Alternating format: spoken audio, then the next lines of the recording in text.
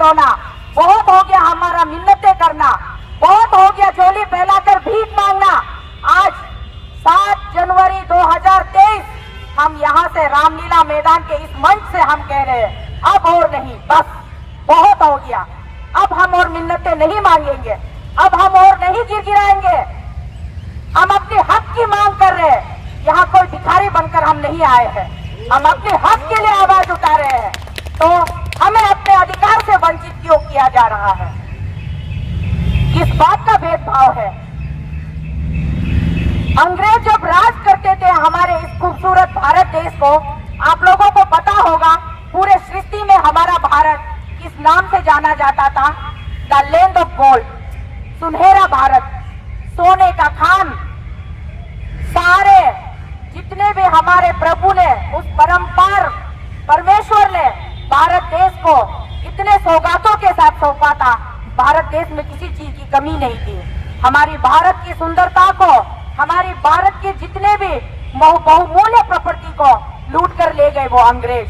और पूरे सृष्टि के कोने कोने में, अलग अलग देश में आज भी बहुत लोग अगर अमीर देश के रूप में उभर कर आ रहे हैं, तो वो कहां से है? वो खदान, उनको अमीर बनाने का खदान हमारा प्यारा भारत देश है।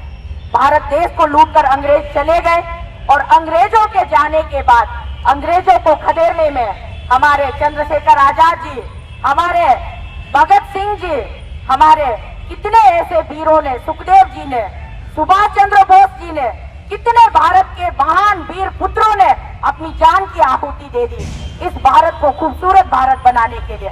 हर भारतीय को इज्जत के साथ, हर भारतीय को अपने हक के साथ एक सामान्य जीवन जीने देने के लिए, इस भारत देश को आजाद कराने के लिए हमारे वीर जवानों ने अपनी जान की आहुति दी। बिना डरे, बिना कफे, सिर पे काला कपड़ा भी नहीं लगा के हंसता हंसता फांसी के सूली पर लटक गया। तो आज का परिणाम चंद्रशेखर आजाद का आहुति, भगत सिंह की आहुति, सुखदेव की आहुति, हमारे नेताजी सुभाष चंद्र बोस की आहुति, क्या परिणाम है आज का भारत के? फिर भी शुक्रिया आप सबका, दोबारा यहाँ फिर से मिल रहे हैं।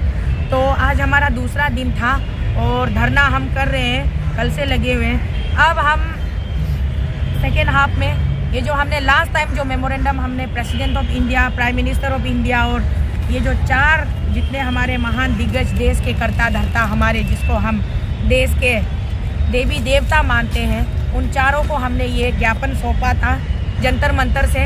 तो अब इस पर हम रिमाइंडर ज्ञापन आज हम फिर अभी सौंपने जा रहे हैं। एक बार नाम बता दीजिए। ये है प्राइम मिनिस्टर के लिए, ये प्राइम मिनिस्टर का कॉपी है। और ये है नेशनल प्रेसिडेंट बीजेपी श्रीमान जेपी नड्डा जी के लिए। हम ऑलरेडी उनको ज्ञापन सौंप चुके हैं, फिर भी आज दोबारा रिमाइंडर ज्ञापन देने जा रहे हैं। ये ऑनरेबल सियोग्नक प्रेसिडेंट,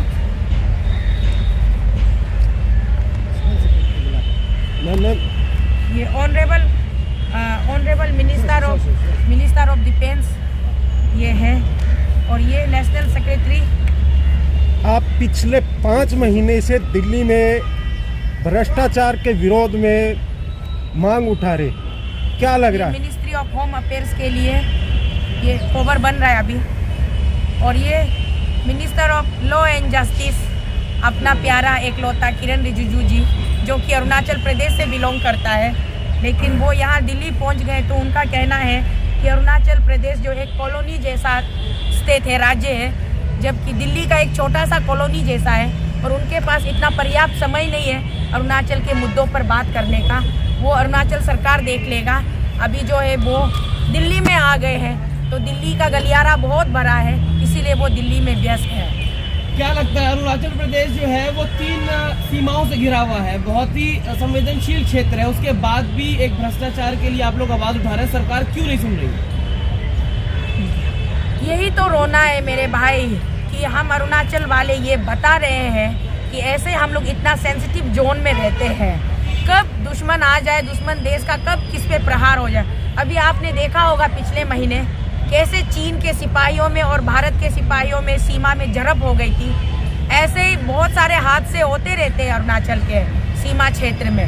फिर भी अरुणाचल में जो भी कोई बंदा, जो भी कोई पॉलिटिकल पार्टी गवर्नमेंट बनाता है, पॉलिटिकल पार्टियाँ चेंज होती है, बट बंदा कभी चेंज नहीं होता है। जो कांग्रेस में थे, यहाँ दिल्ली में, भारत की राजधानी दिल्ली में जिसने सरकार, जिस पार्टी ने बनाया, उसी पार्टी में छलांग मारते हैं और वो उसी का हो जाता है। उसके बाद में वो पार्टी के जो सो कॉल, वो लोग इनके पॉलिटिकल भाषा में क्या कहते हैं, हाई कमान। ये हाई कमान जो होते हैं उनको कोई फिक्र ही नहीं रहता है, क्योंकि ग्राउंड में अरुणाचल एक छोटा राज्य है, तो ग्राउंड में जो भी उनका टीम है, जो चीफ मिनिस्टर होंगे या कैबिनेट मिनिस्टर होंगे, जो भी होंगे, वो उन लोगों का मतलब एक प्रकार से उन लोगों के लिए प्रसाद कलेक्ट करने वाला ही बन जाता है। तो अपने युवाओं से मैं कहूँगी, आपका पढ़ा लिखा किस काम का? सिर्फ सर्टिफिकेट में प्रिंट करके घर में रख देने से नहीं होगा ना। उसका इस्तेमाल कीजिए, अपनी विवेक का इस्तेमाल कीजिए, अपनी बुद्धि का इस्तेमाल कीजिए, अपने लोगों के लिए आप योगदान दीजिए। बिल्कुल। अच्छा मैडम, ये बताइए कि 2024 को लेके आप केंद्र सरकार और राज्य सरकार को थ्रेटनिंग दे रहे हैं या वार्निंग? मेरी क्या मजाल भाई, मेरी क्या मजाल, मेरी क्या औकात में थ्रेटनिंग दूं या वार्निंग दूं? मैं सिर्फ अपनी बातें क्लियर कर रही हूँ कि आज के बाद और मिन्नतें नहीं मांगी जाएगी। लास्ट अल्टीमेटम है आपका? जी बिल्कुल, आज के बाद और बिल्कुल हम गुहार नहीं लगाएंगे और मिन्नतें नहीं करेंगे और हम बिल्कुल गिड़गिड़ाएंगे नहीं। याचना अब नहीं, रण होगा, संग्राम महाभीषण होगा। बिल्कुल, आप ऐसा ही मान लीजिए। ठीक। धन्यवाद।